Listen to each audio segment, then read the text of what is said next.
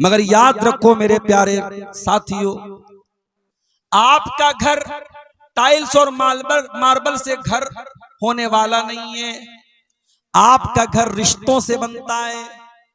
जिस घर में रिश्ते होते हैं वही घर घर होता है।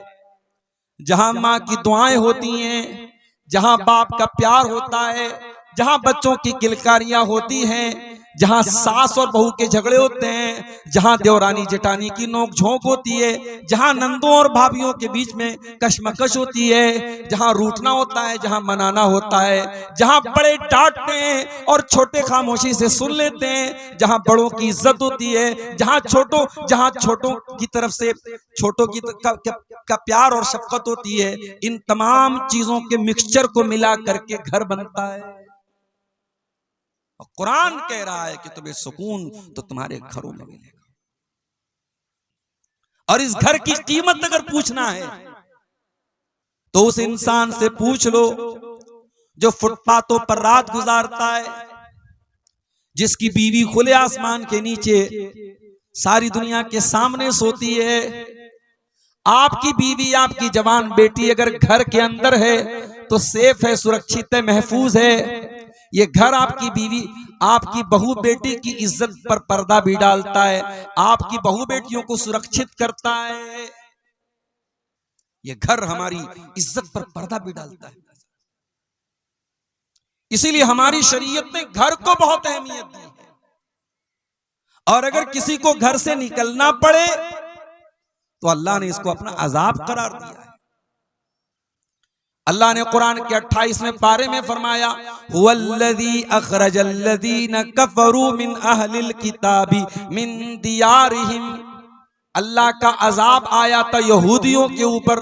जब यहूदियों का एक कबीला बनु नजीर नाम का कबीला था, उसने मुसलमानों के साथ गद्दारी की और उनको जेला वतन कर दिया गया, उनके घरों से निकाल दिया गया।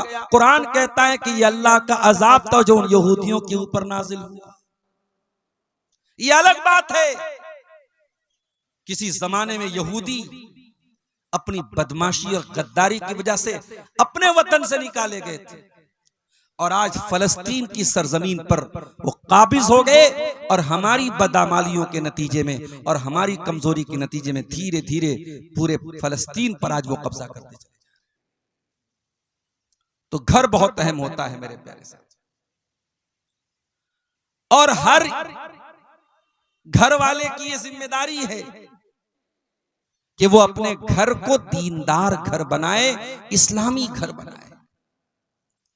अगर आप बच्चों के बाप हैं, आप घर के गार्जियन हैं, आप बेटी के बाप हैं, बेटे के बाप हैं, बेटी की मां हैं, आपके ऊपर घर की जिम्मेदारी है, तो ये बहुत बड़ी रिस्पॉन्सिबिलिटी है, बहुत बड़ी जिम्मेदारी है। और इसका सवाल क़यामत के दिन आपसे। अल्लाह के प्यारे नबी जनाब मोहम्मद रसूलुल्लाह सल्लल्लाहु अलैहि वसल्लम फरमाते हैं, अला कुल्लुकुम राइउन व कुल्लुकुम मसऊलुन अन रइयतिही। ऐ लोगों, तुम में से हर इंसान जिम्मेदार है और कयामत के दिन उसकी जिम्मेदारी के बारे में सवाल किया जाएगा। फर्रजुलु राइन अला अहली बैतिही। आदमी अपने घर वालों का जिम्मेदार है, अपनी फैमिली का जिम्मेदार है, अपने परिवार का जिम्मेदार है, और कयामत के दिन उसको हिसाब देना पड़ेगा। वल मरातु राइयतुन अला बैति ज़ौजिहा। और औरत जो घर के अंदर रहती है, औरत घर वाली होती है। घर के अंदर क्या चल रहा है, जवान बेटी रात में किसके साथ बातें कर रही है, जवान बेटी 2-2 घंटे घर से किसके साथ गायब है, उसके मोबाइल पर रिचार्ज कौन करा रहा है, उसके पास नया पर्स कहां से आ रहा है, उसके पास तरह तरह की खाने की चीजें कहां से आ रही हैं, ये निगरानी करना, ये देखना, ये माँ का कर्तव्य है, माँ की जिम्मेदारी है। ये हम लोग जो बोलते हैं ना, लड़के बहुत खराब हो गए, लड़कियां बहुत खराब हो गई, ये लड़के और लड़कियां ऐसे खराब नहीं होते। जब लड़के और लड़कियों के गार्जियन, उनके माँ बाप जब कछुए की तरह रेत में, जब कछुआ रेत में अपनी मुंडी डाल लेता है तो ये समझता है कि सूरज नहीं निकला हुआ है, वही हाल आज उन माँ बाप का भी होता है। उन्होंने गफलत की चादर ओढ़ ली है, वो इस बात से बेफिक्र हो गए कि उनकी जवान बेटी कहां जा रही है और जवान बेटा कहां जा रहा है। अल्लाह के नबी फरमा रहे हैं, बेटा क्या कर रहा है, बेटी क्या कर रही है, घर वालों की रिस्पॉन्सिबिलिटी है, घर वालों की जिम्मेदारी है। मेरी प्यारी माओ, आपको अल्लाह ने मां बनाया है, बहुत बड़ा दर्जा है मां का। मां के कदमों के नीचे जन्नत बताई गई है, बहुत बड़ा दर्जा है बाप का। बाप को जन्नत का दरवाजा करार दिया गया है, मगर कान खोल करके सुन लीजिए, ऐ औलाद वालों, ऐ मेरी प्यारी माँ, ऐ मेरे प्यारे बुजुर्गों, जिनको अल्लाह ने बाप बनाया, जिनको अल्लाह ने माँ बनाया, वो कान खोल के सुन लें। माँ बाप बनना बहुत सम्मान की बात है, बहुत ऑनर की बात है, बहुत इज्जत की बात है, बहुत रिस्पेक्ट की बात है, मगर ये सुन लीजिए अल्लाह के प्यारे नबी क्या फरमाते हैं, मा मिन अब्दिन यस्तरईहिल्लाहु रईयतन, जब अल्लाह ताला किसी बंदे पर कोई जिम्मेदारी डाल दे और फिर वो इस हाल में मर जाए कि वो अपनी जिम्मेदारी के साथ अन्याय कर रहा है, अपनी जिम्मेदारी के साथ धोखा कर रहा है, और इस हाल में मर जाए कि अपनी जिम्मेदारी को सही तरीके से पूरा नहीं कर रहा है, इल्ला हर्रमल्लाहु अलैहिल जन्ना, उस इंसान के ऊपर जन्नत हराम हो जाएगी। मां के पैरों के नीचे जन्नत है, मगर जिस मां को इस बात से कोई मतलब ना हो, मेरी औलाद क्या कर रही है, जिस बाप को इससे कोई मतलब ना हो, मेरा बेटा पैसा कमा के तो ला रहा है, कैसे ला रहा है, इससे कोई मतलब नहीं। अभी कल बनारस में एक साथी मुझे मिले, बनारस में साड़ी का कारोबार होता है, पिछले कुछ सालों से साड़ी का कारोबार बनारस का बहुत मंदी का शिकार है, बहुत परेशानी का शिकार है। बनारस के बहुत सारे जवान लड़के बेंगलोर में और सूरत में जाके काम करते। उसने कहा, मौलाना कहने को तो लड़के पैसा कमाने गए, लेकिन जो लड़के बेंगलोर में जाकर के और सूरत में जाकर के काम कर रहे हैं, कड़वी सच्चाई ये है कि मौलाना साहब वहां पर उनका कोई गार्जियन नहीं है, न माँ की डांट का डर है, न बाप की डांट का डर है, न वहां पे माँ है न बाप है, लड़का कमाने गया है। कहा मौलाना जितना कमा रहा है उसका आधा हिस्सा सिगरेट में, शराब में, नशे में, जुआ में अब वहां पे गंवा देता है। कहा कि अपने शहर में रहता था, अगर पांचों टाइम की नमाज नहीं भी पढ़ता था तो कम से कम जुमा की नमाज में शामिल होता था। वहां पैसा कमाने की ऐसी धुन है, मस्जिद की शक्ल तक नहीं जानता। जुमा की नमाज में भी कितने मुसलमान लड़के जो पैसा कमाने बेंगलोर और सूरत गए हैं, वो जुमा की नमाज तक नहीं पढ़ते हैं।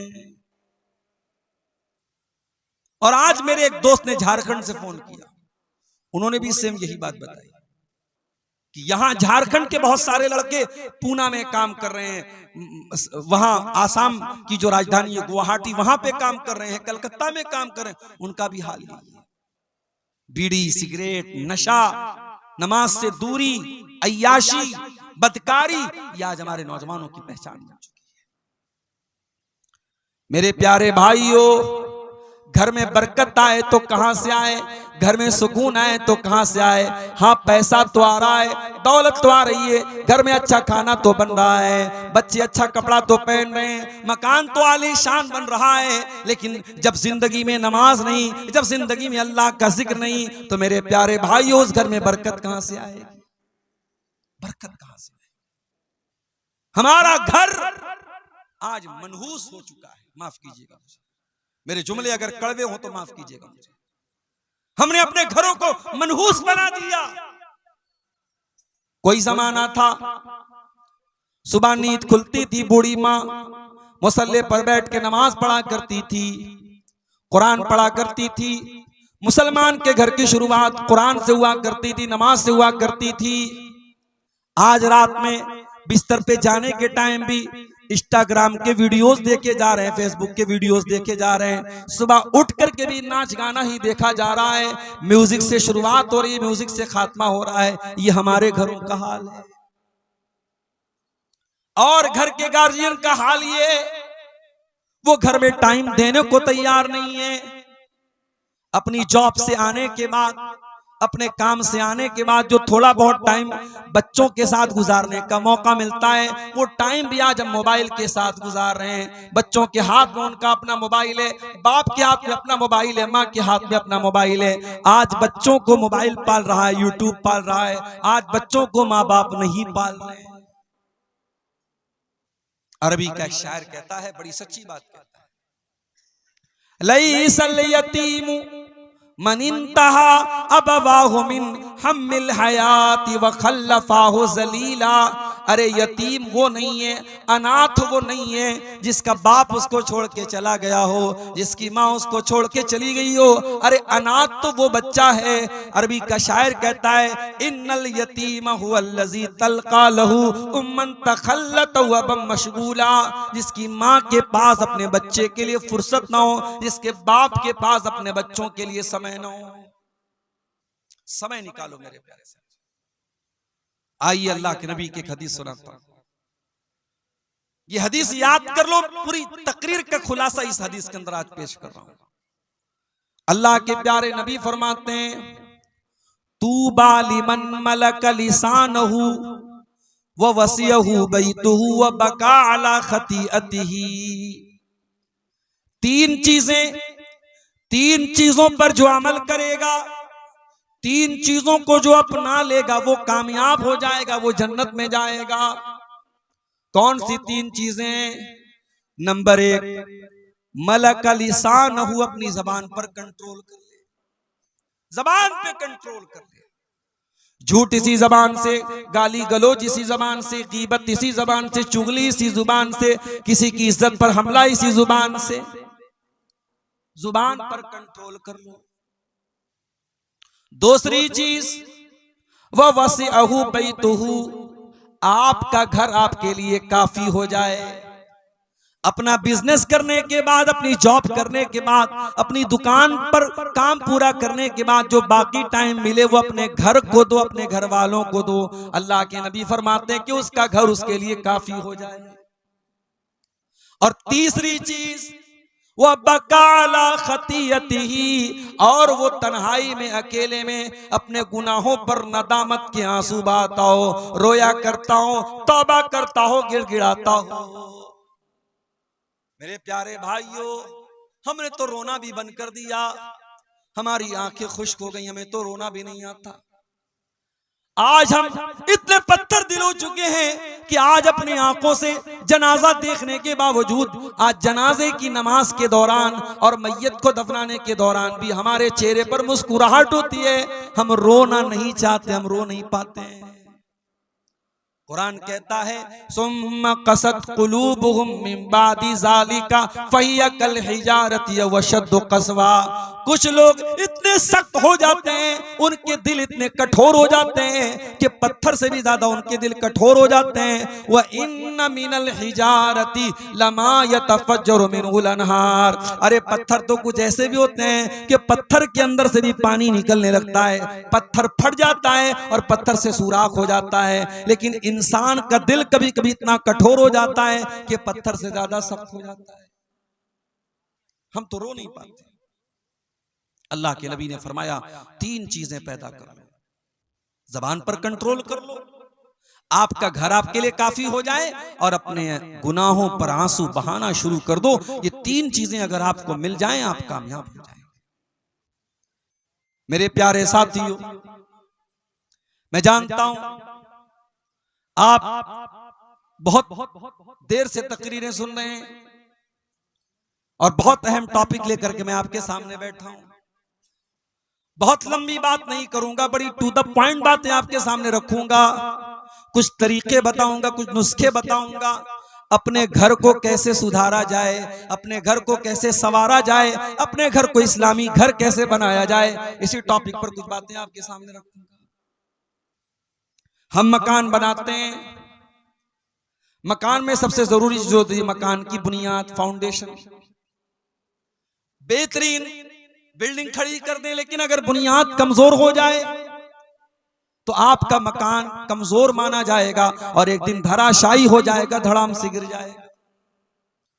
अगर अपने घर को एक अच्छा घर बनाना चाहते हो तो जिस तरीके से मकान बनाने के टाइम ये देखते हो कि बुनियाद कैसी है, वैसे ही मकान बनाने के टाइम ये भी देखो ये मकान हम हराम कमाई से बना रहे हैं या हलाल कमाई से बना रहे हैं, ये सूद और ब्याज के पैसे से बना रहे हैं, रिश्वत के पैसे से बना रहे हैं, या जायज कमाई से बना रहे हैं, किसी का हक मार के बना रहे हैं, या सही तरीके से बना रहे हैं। तुम देख लो कि उस मकान की बुनियाद में तुम क्या डाल रहे हो।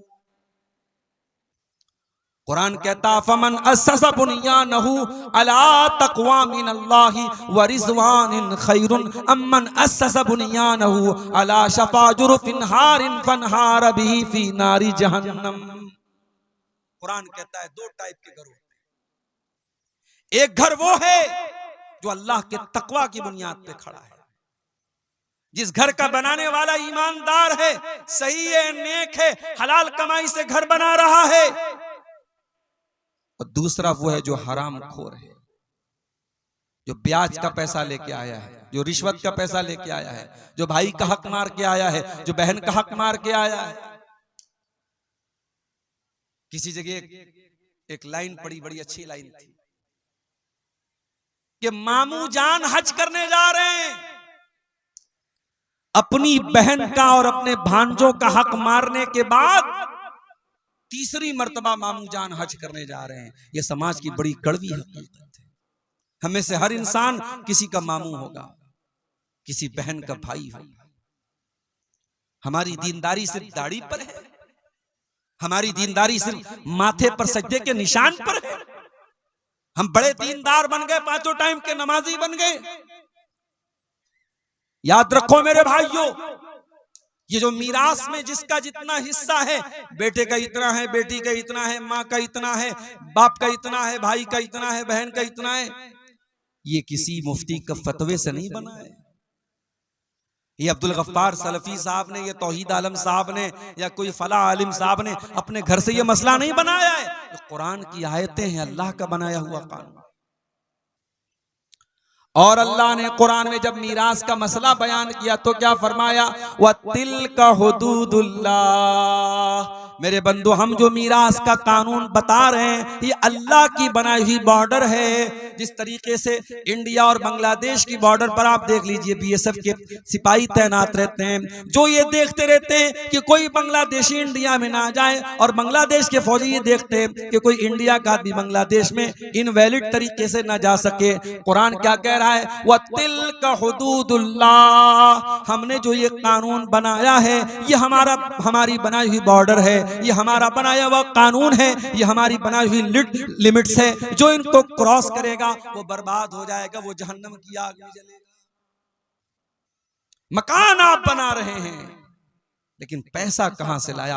आप इमारत की बुनियाद क्या रख रहे हैं? बेईमानी पर तो नहीं है, चोरी पर तो नहीं है, और सूदखोरी पर तो नहीं है, रिश्वत पर तो नहीं है। बुनियाद किस चीज पर है? अल्लाह फरमाता है कि ऐ मेरे बंदो, एक इंसान अपने मकान को अल्लाह के तकवा और उसकी रजा की बुनियाद पे खड़ा कर रहा है, और दूसरा इंसान किसी गड्ढे के किनारे अपने मकान को बना रहा है और हराम तरीके से अपने मकान को बना रहा है। फनहार बिही फी नारी जहन्नम। और एक दिन आएगा उसका मकान गिर जाएगा और उसको जहन्नम में लेकर के चला जाएगा। बच्चों से प्यार करते हो ना? अगर बच्चों से प्यार करते हो तो कभी हराम कमाई मत खिलाना अपने बच्चों, कम खिला देना। 2 रोटी कम खाएगा आपका बच्चा, कुछ कमजोर रहेगा चलेगा, कुछ दुबला पतला रहेगा चलेगा। हराम की कमाई अपने बच्चों को मत खिलाना मेरे प्यारे साथी। अल्लाह के प्यारे नबी फरमाते हैं, जो जिस्म हराम कमाई से परवरिश पाएगा फन्नारु औला बिही, वो जहन्नम की आग में जलेगा। अरे हम तो अपने बच्चों से इतना प्यार करते हैं। कभी कभी मेरे साथ ऐसा हुआ, मैं सफर में हूं, घर से बीवी का फोन आया, किसी बच्चे को चोट लग गई, किसी बच्ची को चोट लगी। वीडियो कॉल से मैंने देखा। मैं बिहार में बैठा हूं, मैं यहां से कुछ नहीं कर सकता। वहां बच्चे को चोट लगी है, बाप होने के नाते मेरा दिल तड़प जाता है। और अगर बच्चों को ऐसी चोट लग जाए कि बच्चों का खून निकलने लगे तो इंसान बेकरार हो जाता है। अपने बच्चों को हम जर्रा बराबर दुख और तकलीफ में नहीं देख सकते। मेरे प्यारे साथियों, हम जहन्नम की आग में अपने बच्चों को कैसे जलना पसंद करेंगे? इसीलिए अल्लाह के नबी फरमा रहे हैं, जो हराम कमाई अपने बच्चों को खिलाएगा, जो जिस्म हराम कमाई से परवरिश पाएगा, फन्नारु औला बिही, वो जिस्म जहन्नम की आग में जलेगा। अब ये आप तय कर लीजिए कि आपको अपने बच्चों को जहन्नम की आग में जलाना है या जन्नतुल फिरदौस में दाखिल। तो घर को अगर एक इस्लामी घर बनाना है तो पहला स्टेप याद कर लो मेरे प्यारे साथियों, हमें अपने घर की बुनियाद को सही रखना है। और आगे बढ़िए, घर में दाखिल होते हैं हम, सबसे पहले चौखट आती है। दरवाजे के पहले चौखट पर हम पैर रखते हैं, उसके बाद दरवाजे में दाखिल होते हैं। पता ये चला कि मकान की चौखट बहुत इंपॉर्टेंट होती है, बहुत महत्वपूर्ण होती है। जब तक दरवाजे की चौखट को सही न किया जाए तब तक मकान की एंट्री सही नहीं हो सकती। हमारे घरों की चौखट क्या है? आइए एक हदीस आपको सुना देता हूं। इब्राहिम अलैहिस्सलाम अपने बच्चे इस्माइल को मक्का में छोड़ के जाते हैं, अपनी बीवी हाजरा को मक्का में छोड़ के जाते हैं। इस्माइल वहीं पे रहते हैं, हाजरा वहीं पे रहती हैं, और वहीं पर इस्माइल जवान होते हैं, शादी होती है, उनकी बीवी उनके पास आती है। एक जमाना हो गया, इब्राहिम अलैहिस्सलाम अपने बच्चे से मिलने के लिए आते हैं। इत्तेफाक से जब घर में आते हैं तो इस्माइल घर पे नहीं होते, बहू होती है। इब्राहिम अलैहिस्सलाम पूछते हैं अपनी बहू से, गुजर बसर कैसी हो रही है? ये बहू थोड़ी नाशुक्री थी। ये कहती है क्या बताऊं, बड़ी परेशानी हो रही है, बस जैसे तैसे गुजारा हो रहा है, बहुत दिक्कत चल रही है, बहुत परेशानी है, बहुत मुश्किल है।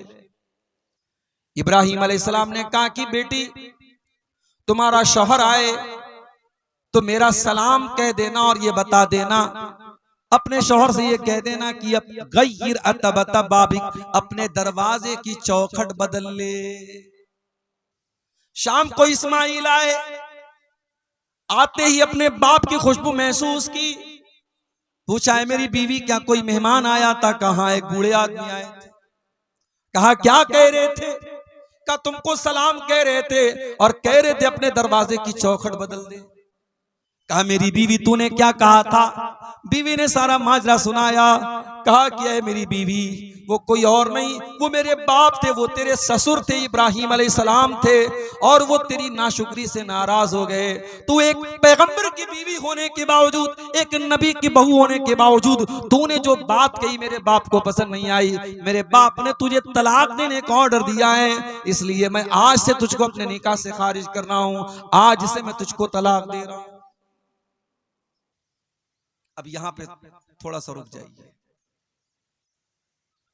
हमारे घरों में क्या होता है, बहू ने खाना बनाया, शेरशाबादी लोग तो झोल बहुत ज्यादा खाते हैं भाई, मसाला बहुत ज्यादा खाते हैं, माफ कीजिएगा। बड़ा सोच समझ के हम लोग, जब जलसों का सीजन आता है तो पेट की बड़ी हिफाजत करनी पड़ती है। बहुत मसाला खाते हैं आप लोग। अब भाई मसाला आप ज्यादा खा रहे, बहू ने कम डाल दिया, वो भी मसला है। नमक आप ज्यादा खाते, बहू ने कम डाल दिया, वो भी मसला। और नमक आप कम खाते, बहू ने ज्यादा डाल दिया, वो और बड़ा मसला है। अब बहू ने खाने में नमक ज्यादा कर दिया, ससुर को गुस्सा आया, ससुर ने कहा चल अपने दरवाजे की चौखट बदल। तो क्या बेटा अपनी बीवी को तलाक दे देगा इब्राहिम अलैहिस्सलाम की सुन्नत पर अमल करते हुए? नहीं, रुक जाइए, अभी मैं हदीस को पूरा कर दूं, फिर मैं मतलब बताता हूं कि ऐसी सूरत में क्या किया जाए। इब्राहिम अलैहिस्सलाम ने अपने बहू के बारे में फरमाया कि दरवाजे की चौखट बदल दो। इस्माइल अलैहिस्सलाम ने तलाक दे दिया। कुछ दिनों के बाद इस्माइल अलैहिस्सलाम ने दूसरी शादी की और फिर एक मर्तबा इब्राहिम अपने बेटे से और बहू से मिलने के लिए आए। इत्तेफाक से इस मर्तबा भी बहू से मुलाकात हुई, बेटे से मुलाकात नहीं। इब्राहिम ने पूछा बेटी कैसी गुजर बसर हो रही है? बहू ये दीनदार थी, नेक थी, अल्लाह वाली थी। इसने कहा बहुत अल्लाह का शुक्र है, अल्लाह जिस हाल में रखे अल्लाह का बहुत करम है, बहुत आराम से गुजर बसर हो रही है। कहा बेटी तेरा शौहर आए तो मेरा सलाम कह देना और कह देना सब भी ताता बता बाबिक, दरवाजे की चौखट बहुत अच्छी है, इस चौखट की हिफाजत कर। शाम हुई, इस्माइल आए, बाप की खुशबू महसूस की, बीवी से पूछा क्या कोई आया था? कहा कि यहाँ एक बड़े मियाँ एक बूढ़े मियाँ आए थे। कहा क्या कह रहे थे? कहा मुझसे हाल चाल पूछ रहे थे और जब मैंने अल्लाह का शुक्र अदा किया तो ये कह के गए हैं कि अपने शौहर को मेरा सलाम सुना देना और कह देना कि दरवाजे की चौखट की हिफाजत करें। कहा है मेरी बीवी, वो कोई और नहीं तेरे ससुर थे, मेरे बाप इब्राहिम अलैहिस्सलाम थे और उन्होंने तुम्हें पसंद किया है, तुम्हारी बात उनको पसंद आई है और उन्होंने कहा है कि मैं तुमको अपने निकाह में बरकरार रखूं। हदीस आपको मैंने सुना दी, बुखारी की हदीस है। इस हदीस से दो बात पता चली। पहली बात यह पता चली कि घर के अंदर दरवाजे की चौखट का अगर दर्जा किसी को हासिल है तो यह औरत को हासिल है। जिसको हम घरवाली कहते हैं, जिसको हम बीवी कहते हैं, जिसको हम अहलिया कहते हैं, बेगम कहते हैं, पत्नी कहते हैं, वाइफ कहते हैं, जो भी कह लें, घर के अंदर दरवाजे की चौखट की अगर हैसियत किसी को हासिल है तो औरत को हासिल। पता ये चला अगर औरत गड़बड़ है तो इसका मतलब कि दरवाजे की चौखट गड़बड़ है, और जब दरवाजे की चौखट गड़बड़ है इसका मतलब कि दरवाजे की एंट्री गड़बड़ है, दरवाजे में आप सही तरीके से दाखिल नहीं हो सकते। इसलिए घर को अगर बनाना है, संवारना है तो घर की घरवाली का अच्छा होना बहुत जरूरी है। अब वो मसला भी सुन लीजिए, बहू ने खाने में झोल ज्यादा कर दिया, नमक ज्यादा कर दिया, ससुर को पसंद नहीं आया, सास को पसंद नहीं आया, ससुर ने कहा बेटे से तलाक दे दे, तो बेटा इतनी बात पर अपनी बीवी को तलाक नहीं देगा। अगर आपको ये लगता है कि इब्राहिम अलैहिस्सलाम के कहने पर इस्माइल ने तो तलाक दे दिया, तो कान खोल करके सुन लीजिए, अगर बाप इब्राहिम अलैहिस्सलाम के जैसा हो तब बाप के कहने पे बेटा तलाक दे देगा। हर बाप के कहने पर बेटा अपनी बीवी को तलाक नहीं देगा, वरना हर छोटी छोटी बात पे तलाक हो जाएगी। अगर इब्राहिम के जैसा बाप हो, उतना समझदार, उतना दूरअंदेश, उतना दीनदार, उतना होशियार, उतना जीनियस, उतना गहरी नजर रखने वाला, उतना अल्लाह वाला, तो अलग बात है। हर बाप को इस बात की इजाजत नहीं है, हर माँ को इस बात की इजाजत नहीं है कि वो बोले कि बहू को तलाक दे दो, बेटा तलाक दे दो। तो शौहर के घर की चौखट है बीवी। मेरे साथ मेरी प्यारी माँ बहनों, अगर आप पिंडाल के अंदर मौजूद हैं, मेरी आवाज आपके कानों तक पहुंच रही है, आप अपने बेटे के लिए जब बहू तलाश करने जाएं तो सिर्फ ये न देखें कि बहू कितनी खूबसूरत है, कितना रंग गोरा है, कितने अच्छे खानदान की है, कितने पैसे वाली है, कितना जहेज लेकर के आएगी। मेरी प्यारी माओ, आप जब अपने बेटे के लिए बीवी तलाश करने जाएं, आप अपने घर के लिए जब बहू लेने जाएं तो कान खोल के सुन लो, आप बहू लेने नहीं जा रही हैं, आप अपने दरवाजे की चौखट लेने जा रही हैं, और चौखट बहुत संभाल करके लाना। अल्लाह के नबी फरमाते हैं तुन कहुल मरातो ले अरबईन, जब औरत की शादी होती है तो चार चीजें औरत के अंदर देखी जाती हैं, ले मालिहा वले हसबिहा वले जमालिहा वले दीनिहा। कुछ लोग माल देखते हैं, कुछ लोग खानदान देखते हैं, कुछ लोग खूबसूरती देखते हैं और कुछ लोग दीनदारी देखते हैं। आपने फरमाया फज़फर बेज़ाती दीन, दीनदार औरत को घर में लेके आ जाओ, कामयाब हो जाओ। दीनदार औरत को घर में। मेरे प्यारे भाइयों, अल्लाह ताला ने औरत को ये खूबी, इस खूबी से भी नवाजा है कि औरत अपनी बात मनवा लेती है, कभी हंस के मनवा लेती है, कभी रो के मनवा लेती है, कभी मुस्कुरा के मनवा लेती है, कभी आंसू बहा के मनवा लेती है। मैंने औरत के ऊपर एक नज्म लिखी थी, उसमें मैंने एक शेर कहा था, वो शेर ऐसा था, कुदरत ने तुझे गर्मी जज्बात अता की। ऐ औरत, अल्लाह ताला ने तुझे जज्बात की कुव्वत अता की है, कुदरत ने तुझे गर्मी जज्बात अता की। वो ना तकवा की भरम तोड़ दे, वो नाज़ अदा है। ऐ औरत, तेरे अंदर वो नाज है, वो अदा है, बड़े बड़े मुत्तकियों का तकवा तू तोड़ सकती है। अल्लाह ने तुझे नाज अदा की ताकत दी है और अल्लाह ने तुझे जज्बात की ताकत दी है। जज्बात की ताकत औरत के अंदर। फिरौन बहुत बड़ा जालिम था, किसी की बात नहीं सुनता था, बच्चों को कत्ल करवाने का ऑर्डर दिया था उसने। मगर जब अपनी बीवी उसकी जब बच्चा लेकर के आती है, जो मूसा अलैहिस्सलाम की शक्ल में वो बच्चा जब हजरत आसिया की गोद में पहुंचता है, फिरौन की बीवी की गोद में, और फिरौन की बीवी अपने शौहर से कहती है, ला तक़्तुलूहु असा अन यनफ़अना औ नत्तख़िज़हु वलदा। ऐ मेरे सरताज, देखिए कितना खूबसूरत बच्चा है, कितना प्यारा बच्चा है, हम इस बच्चे को कत्ल न कीजिए, हम इस बच्चे को अपना बेटा बना लेंगे, अपना बेटा बना करके पालेंगे। अच्छा, फिरौन को कोई बेटा नहीं था।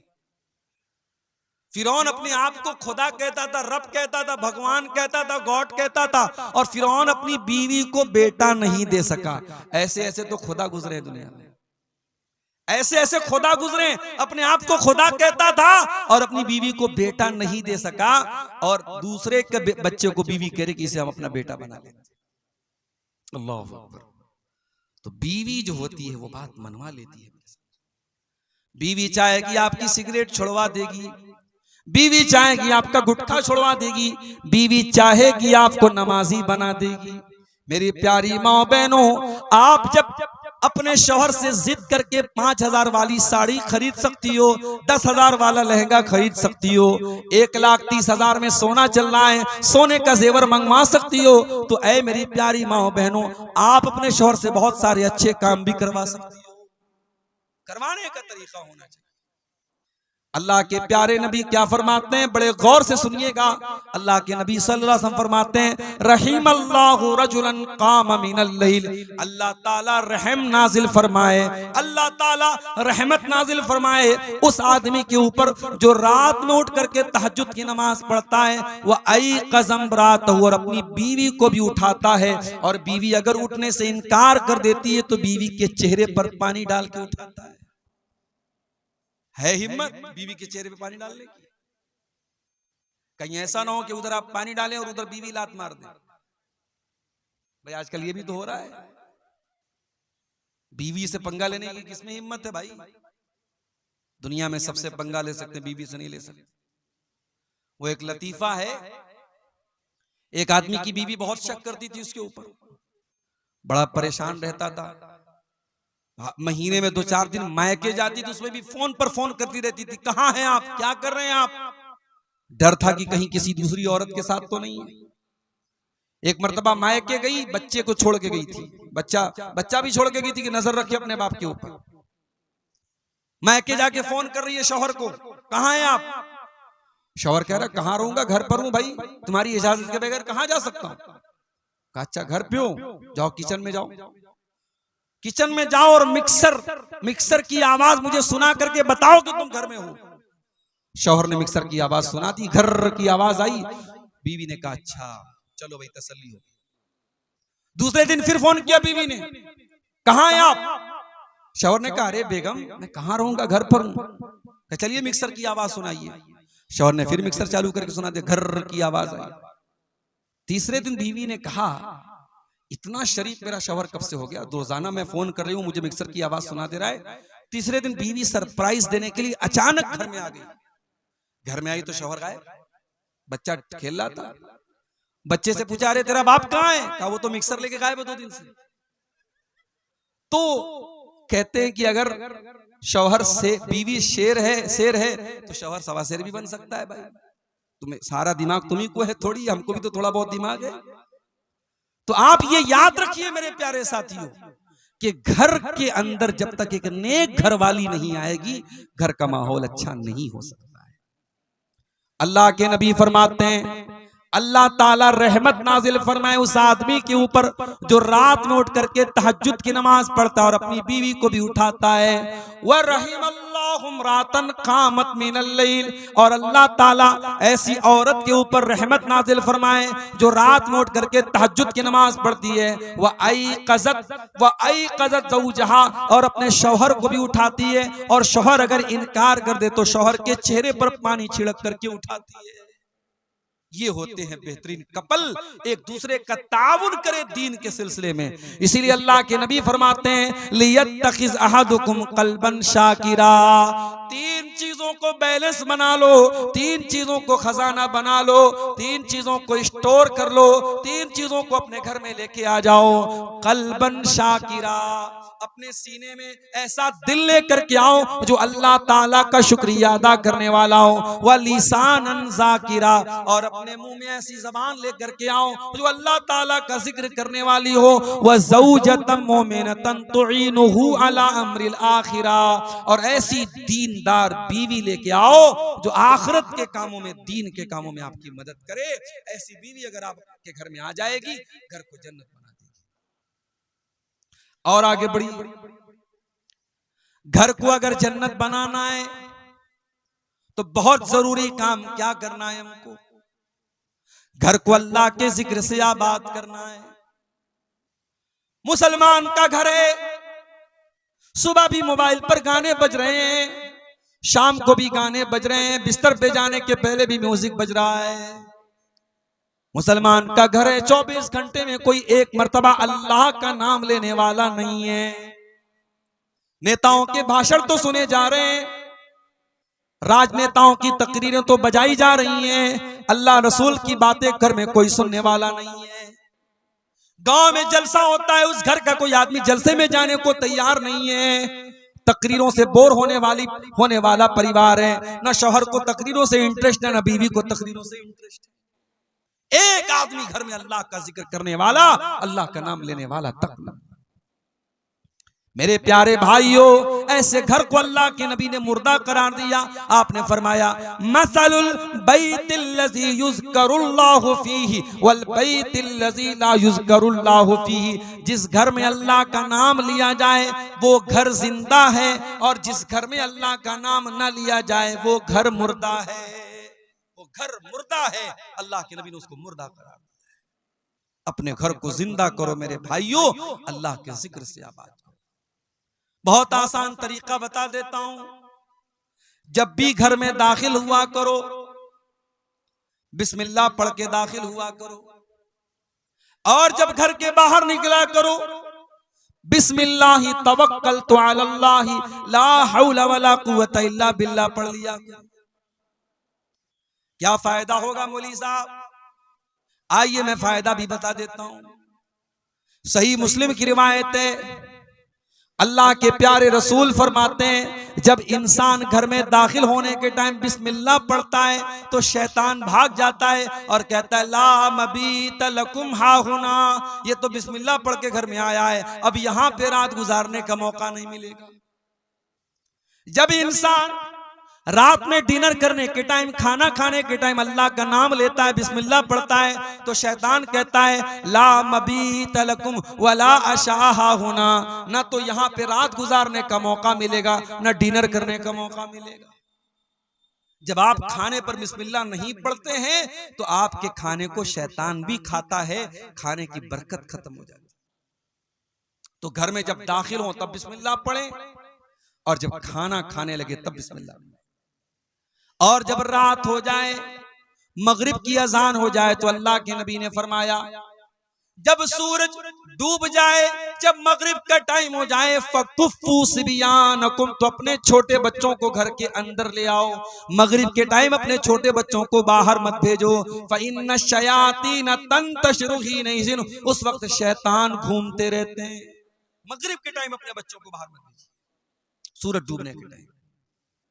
और आपने आगे फरमाया, जब रात में चिराग की बत्ती बुझाओ तो बिस्मिल्लाह पढ़ के बुझाओ। बर्तन को खुला मत रखो, बर्तन को ढांक दो, बिस्मिल्लाह पढ़ के ढांक दो।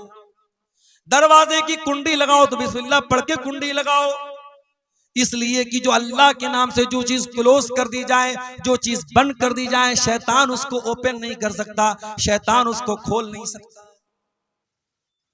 अल्लाह का नाम लेके आप दरवाजे को बंद कीजिए। ये बहुत आसान तरीका मैंने आपको बताया है अल्लाह के जिक्र से घर को आबाद करने का। और जब आप घर के बाहर निकलें, बिस्मिल्लाहि तवक्कलतु अलल्लाहि ला हौला वला कुव्वता इल्ला बिल्लाह पढ़ लें।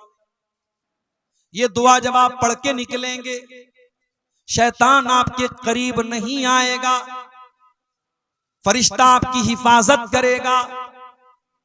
फरिश्ता आपसे कहेगा कद वोकीता, आपको अल्लाह ताला की तरफ से बचा लिया गया। आप इतनी प्यारी दुआ पढ़ करके घर से निकले।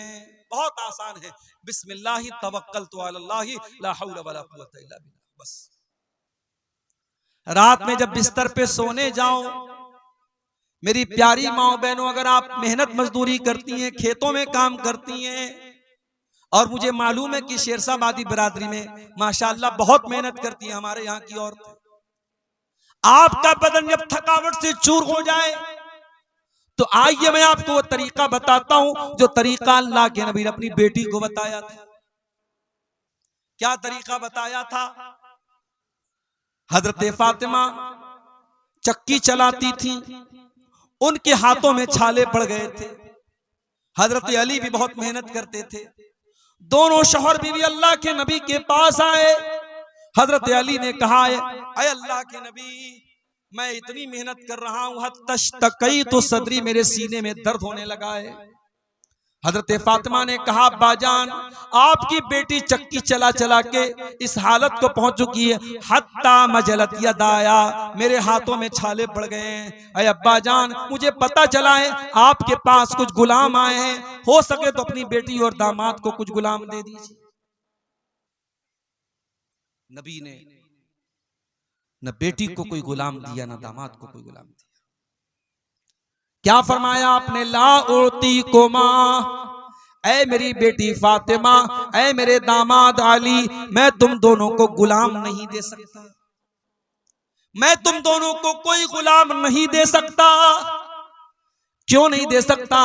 क्योंकि मेरे जो मस्जिद के अंदर जो दीन सीखने वाले साहब आए, असहाबे सुफ़्फ़ा हैं, जो दीन के स्टूडेंट्स हैं, उनके पास खाने को अनाज नहीं है, उनके पास खाने को खाना नहीं है, उनके पास तन ढांपने को कपड़ा नहीं है। ऐ अली, ऐ फातिमा, जब तक मैं उनकी जरूरत को पूरी ना कर दूं, मैं तुमको वो खादिम गुलाम नहीं दे सकता। हाँ, मैं उससे बेहतर तरीका तुमको बता रहा हूं। जब तुम रात में बिस्तर पे सोने जाओ तो 33 बार सुभान अल्लाह पढ़ लिया करो, 33 बार अल्हम्दुलिल्लाह पढ़ लिया करो, और 34 मरतबा अल्लाहु अकबर पढ़ लिया करो। फ़ज़ालिकुमा खैरुल लकुम मिन खादिम, तुम्हें किसी खादिम की, किसी नौकर की जरूरत नहीं।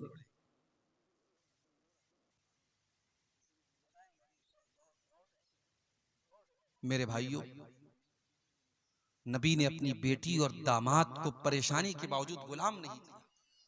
नबी ने तस्बीह सिखाई है, और हजरत अली कहते हैं कि ये तस्बीह जब नबी ने जिस दिन से नबी ने मुझको सिखाई है, उस दिन से लेकर के जब तक मैं जिंदा हूं, ये तस्बीह कभी मैंने छोड़ी नहीं है। सवाल करने वाले सवाल किया है, अली आपकी जिंदगी में एक रात आई थी, सिफ़ीन की लड़ाई वाली रात, क्या उस रात भी आप ये तस्बीह पढ़ के सोए थे? कहा कि हाँ, उस रात में ये तस्बीह पढ़ के सोया था। मेरे प्यारे भाइयों, सहाबे किराम 2-2 घंटे तकरीरें नहीं सुनते थे, हाँ जो सुनते थे अमल करते थे। नबी ने ये तस्बीह सिखाई, तो इस तस्बीह के ऊपर हजरत अली ने अमल किया, हजरत फातिमा ने अमल किया। अपने घरों को अल्लाह के जिक्र से आबाद करो मेरे प्यारे साथियों, सुबह शाम के अज़कार पढ़ो। और आज अल्हम्दुलिल्लाह सबके हाथ में मोबाइल है, आप मोबाइल पर देख करके भी पढ़ सकते हैं। आप गूगल प्ले स्टोर पे जाएं और दुआ की कोई अच्छी सी किताब डाउनलोड कर लें, उसमें सुबह शाम के अज़कार आपको मिल जाएंगे। सुबह शाम के अज़कार आप देख करके भी पढ़ें, आप यकीन करें सुबह शाम के अज़कार आप पढ़ेंगे, बहुत सारी परेशानियों से आप बच जाएंगे। अब तो साहब इतने ज्यादा केस आ रहे हैं, मैं जहां जा रहा हूं, मौली साहब मेरी बेटी के ऊपर जिन्नात आ गया है, मेरी बेटी को जिन्नात परेशान कर रहा है, मेरे घर में जो है कोई साया है, कोई मसला है। क्यों आ रहे ये सारे मसले? क्योंकि हमने अपने घरों को मुर्दा बना दिया है। हमारे घरों में अल्लाह का जिक्र करने वाला कोई नहीं, अल्लाह का नाम लेने वाला कोई नहीं है। अल्लाह के नबी फरमाते हैं, इन्ना शैतान यनफिरु मिनल बैतिल्लज़ी तुक़रा फ़ीहि सूरतुल बक़रा, जिस घर में सूरह बकरा पढ़ी जाती है उस घर से शैतान भाग जाता है। एक साहब मुझसे पूछने लगे, मौली साहब अगर मोबाइल पर हम सूरह बकरा को चालू कर दें और बड़े बड़े स्पीकर लगा दें घर में, और सूरह बकरा की आवाज पूरे घर में गूंजे, तो क्या शैतान भाग जाएगा? मैंने कहा भैया शैतान से पूछना पड़ेगा, पूछना पड़ेगा शैतान से कि वो मोबाइल पर चलने वाले कुरान की तिलावत से उसके ऊपर असर पड़ेगा कि नहीं। तो इस सवाल का जवाब तो शैतान ही दे सकता है। क्या हाल हो गया है हमारा। बर्गर और पिज्जा खाते खाते, फास्ट फूड खाते खाते हम इतने फास्ट हो गए, इतने शॉर्टकट तलाश करने लगे कि हमें कुरान पढ़ने में भी अब जो है सुस्ती हो रही है। हम चाहते हैं कि कुरान मोबाइल पर हम चलाते, हमें ना पढ़ना पड़े। बनारस में एक हमारे दोस्त हैं, हाफिज कुरान हैं, उन्होंने कहा मौलवी साहब एक आदमी अपने घर में हमको बुला रहा है, 40 दिन तक सूरह बकरा पढ़ने के लिए कह रहा है और मुझको 5000 रुपया देगा। मैंने कहा खबरदार मत जाना वहां पे। मैंने कहा कुरान पढ़ने से शैतान भागता है, हदीस में आया है, मगर किराया दे करके किसी दूसरे को पढ़वा करके शैतान नहीं भागेगा, ये हदीस में नहीं आया। आपको खुद कुरान पढ़ना है। हमारे घरों में आज कुरान कोई पढ़ने वाला नहीं है मेरे साथ। एक नज्म है कुरान की फरियाद, कभी मौका मिले यूट्यूब पर सर्च कर लीजिएगा, मिल जाएगी आपको। कुरान फरियाद करता है, ताकों में सजाया जाता हूँ, धो धो के पिलाया जाता हूँ, आंखों से लगाया जाता हूँ, तावीज बनाया जाता हूँ। कुरान के साथ ये सब हो रहा है। कोई आंखों से लगा रहा है, कोई तावीज बना रहा है, कोई धो धो के पिला रहा है। कुरान पढ़ना कोई नहीं चाहता, कुरान पर अमल कोई नहीं करना चाहता। अल्लाह के नबी फरमाते हैं मसलुल बैतिल्लज़ी युज़करुल्लाहु फीही वल बैतिल्लज़ी ला युज़करुल्लाहु फीही। जिस घर में अल्लाह का नाम लिया जाए वो घर जिंदा है, और जिस घर में अल्लाह का नाम न लिया जाए वो घर मुर्दा है। मैं आपको 1400 साल पीछे लेके चलता हूं। नबी की मस्जिद में चलिए, किबला की तरफ खड़े हो जाइए, आपके लेफ्ट साइड में कुछ कमरे मिलेंगे। ये छोटे छोटे कमरे हैं, मिट्टी का फर्श है, कच्ची ईंटों की दीवार है, और खजूर के तने का पिलर है, और खजूर की टहनियों का छप्पर है। इन कमरों में टाइल्स नहीं लगा है, इन कमरों में मार्बल नहीं लगा है, इन कमरों में सीमेंट की दीवार नहीं है, इन कमरों में कोई पेंट नहीं हुआ है। मगर अल्लाह की कसम ये कमरे बड़े बरकत वाले हैं। इन कमरों में जनाब मुहम्मदुर रसूलुल्लाह सल्लल्लाहु अलैहि वसल्लम रहते हैं। इन कमरों में इस उम्मत की माएँ रहती हैं। इन कमरों में नबी अकरम की बीवियां रहती हैं। ये कमरे कितने ऊंचे हैं।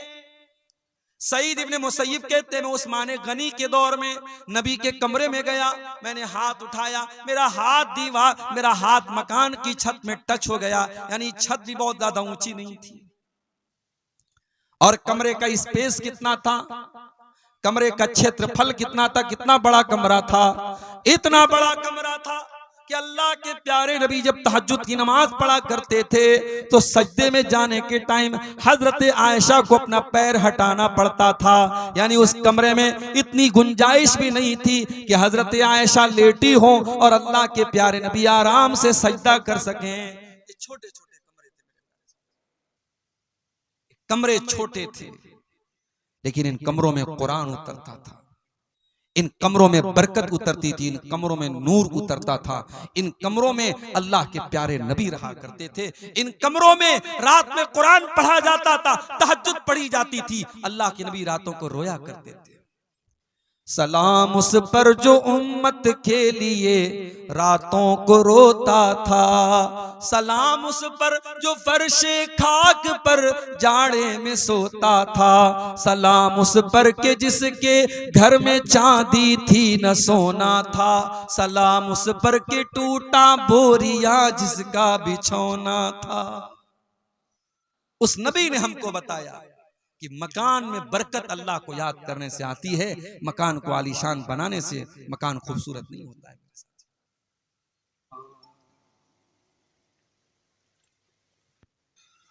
अम्मा बादु फइन्ना खैरल हदीथ किताबुल्लाह व खैरल हदी हदी मुहम्मदिन सल्लल्लाहु अलैहि वसल्लम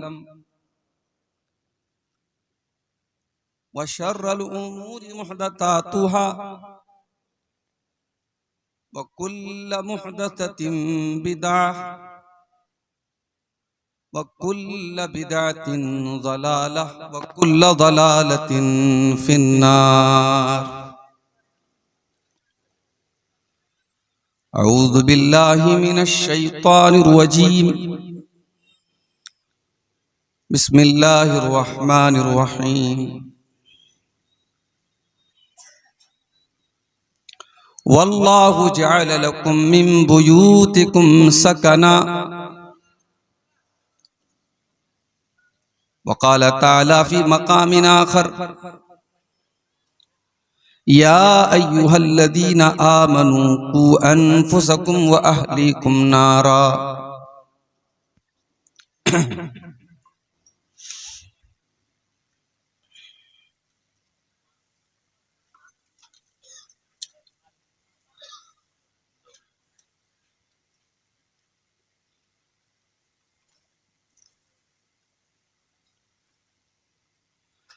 फितने इश्क में मुब्तला हो गए, फितने इश्क में मुब्तला हो गए, अजनबी रास्तों में फना हो गए। जानते हैं सभी पर न माने कोई, इस मोबाइल से हम बेहया हो गए, इस मोबाइल से हम बेहया हो गए।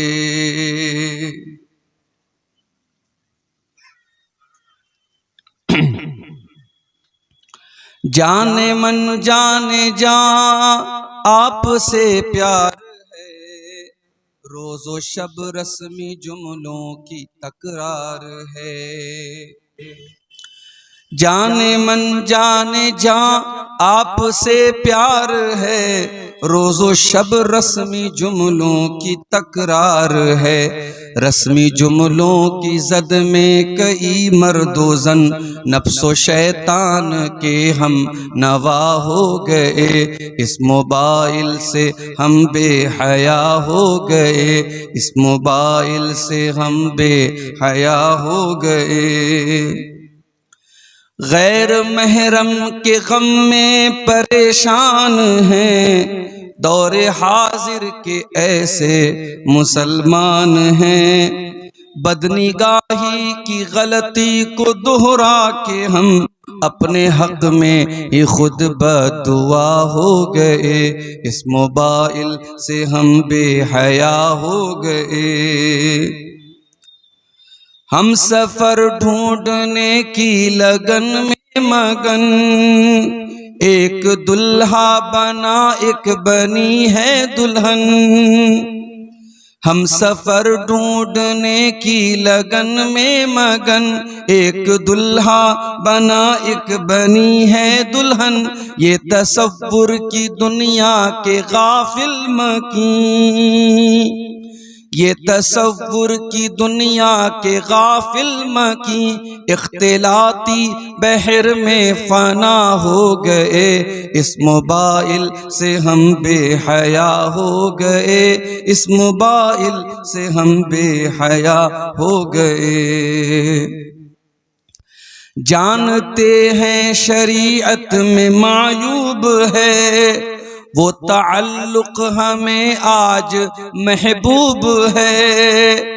इस मोबाइल की लत में कई पारसा, इस मोबाइल की लत में कई पारसा, आलिमो आलिमा क्या से क्या हो गए, इस मोबाइल से हम बेहया हो गए। अब तिलावत में क्यों वो हलावत नहीं, बेसुकून दिल में पहले सी राहत नहीं। अब तिलावत में क्यों वो हलावत नहीं, बेसुकून दिल में पहले सी राहत नहीं। जिक्र के नूर की दिल में आमद नहीं, खुशनुमा ज़हनो दिल बदनुमा हो गए, इस मोबाइल से हम बेहया हो गए। और आखिरी शेर समाप्त फरमाए, गैर महरम के गम में जो गमगीन है, ज़ाहिरन नेक अंदर से बदीन है। गैर महरम के गम में जो गमगीन है, ज़ाहिरन नेक अंदर से बदीन है। खालिक़े दिल को दिल में बसाते नहीं, खालिक़े दिल को दिल में बसाते नहीं। मेरे अशआर से वो खफा हो गए, इस मोबाइल से हम बेहया हो गए, इस मोबाइल से हम बेहया हो गए। मुहतरम सदर इजलास, उलमाए किराम, बुजुर्गों और दोस्तों, नौजवान साथियों, माओं और बहनों, प्यारे बच्चों,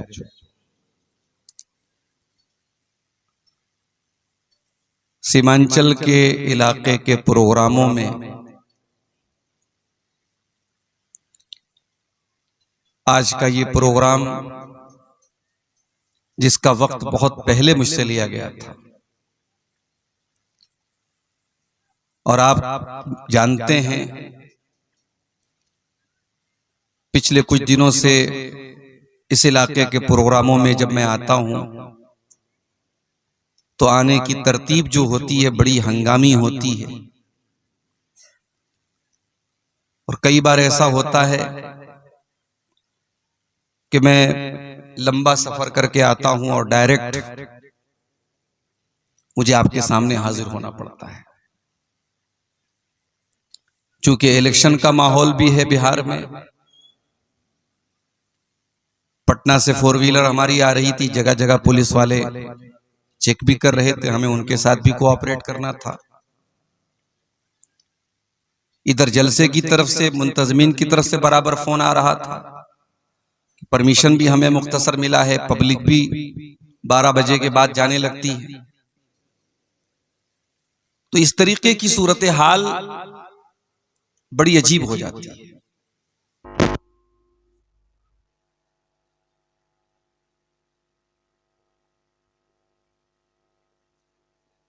होती है कि मैं 11 बजे निकलना चाहता हूं, मुझे सफर में जाना है, तो वहां ये मसला रहता है, शायद आप चले जाएंगे तो पब्लिक भाग जाएगी। जहां आने में थोड़ा लेट होता है तो ये होता है कि आप आए नहीं, पब्लिक भाग रही है। तो अब बड़ा मुश्किल हो जाता है कभी कभी मैनेज करना। अब इसके बावजूद कि मैं सफर की थकावट भी थी, भूख और प्यास के तकाजे भी थे, लेकिन पब्लिक अगर किसी मुकर्रिर के इंतजार में बैठी है और प्रोग्राम अपने आखिरी मरहले में है, तो हमें आवाम के और मुंतजमीन के जज्बात को भी समझना है। मैं आते ही फौरन आपके सामने हाजिर हुआ हूं और प्रोग्राम के सदर मोहतरम शेख तौहीद आलम सलफी साहब इल्म के मौजू पर खिताब कर रहे थे। तमाम मुसलमानों को बिलउमूम और सीमांचल के इस पिछड़े हुए इलाके के हम मुसलमानों को बिलखुसूस तालीम के मैदान में आगे बढ़ने की जरूरत है। इसलिए नहीं कि हमारे पास बहुत डिग्री हो जाए, इसलिए भी नहीं कि हम बड़े बड़े अफसर बन जाएं, इसलिए कि हमारा शोषण न हो सके। ये पॉलिटिशियंस, ये राजनेता, ये सियासी लीडरान, जब तक हम जाहिल रहेंगे, तालीम से दूर रहेंगे, ये हमारा यूज करते रहेंगे। इनके हाथों का खिलौना अगर बनने से अपने आप को बचाना है तो मेरे भाइयों हमें तालीम के मैदान में आगे बढ़ना पड़ेगा।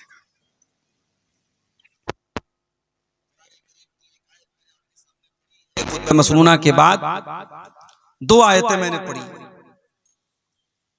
और आज की मेरी पूरी तकरीर इन्हीं दोनों आयतों के अराउंड घूम रही है। इन्हीं दोनों आयतों पर मुझे बात करनी है। पहली आयत कुरान हकीम के 14वें पारे की आयत है, सूरह नहल की आयत।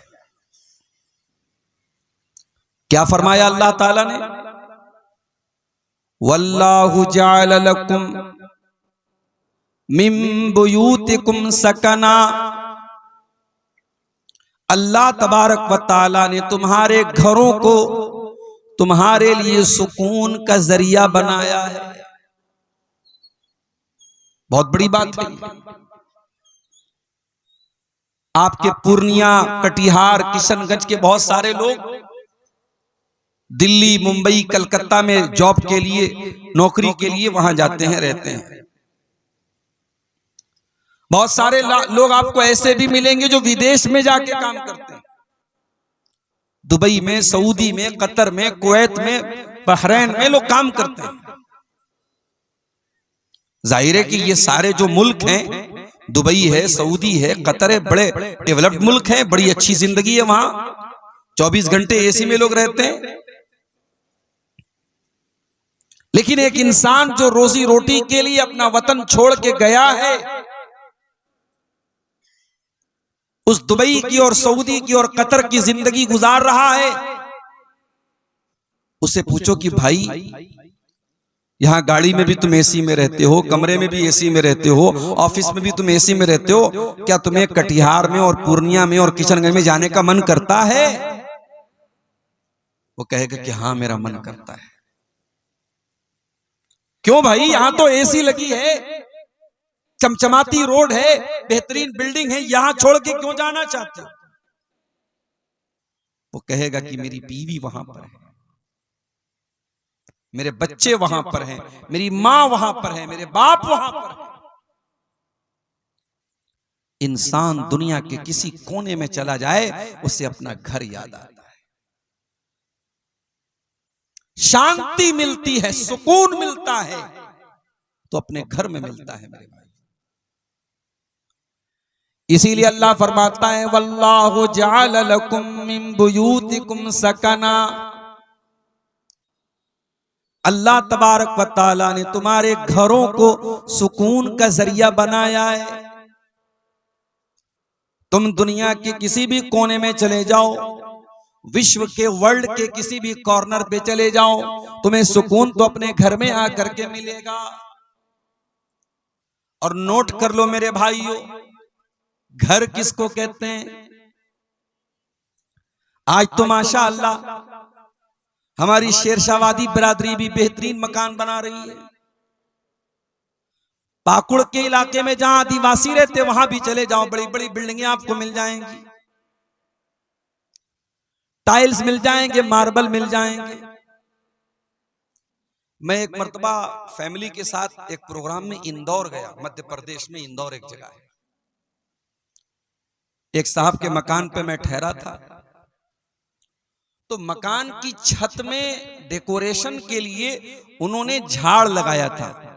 झाड़ समझते हैं आप? जो मकान की छत में जो लटकाते हैं खूबसूरती के लिए। तो मैंने पूछा कि बहुत अच्छा लग रहा है, इसकी कीमत क्या है?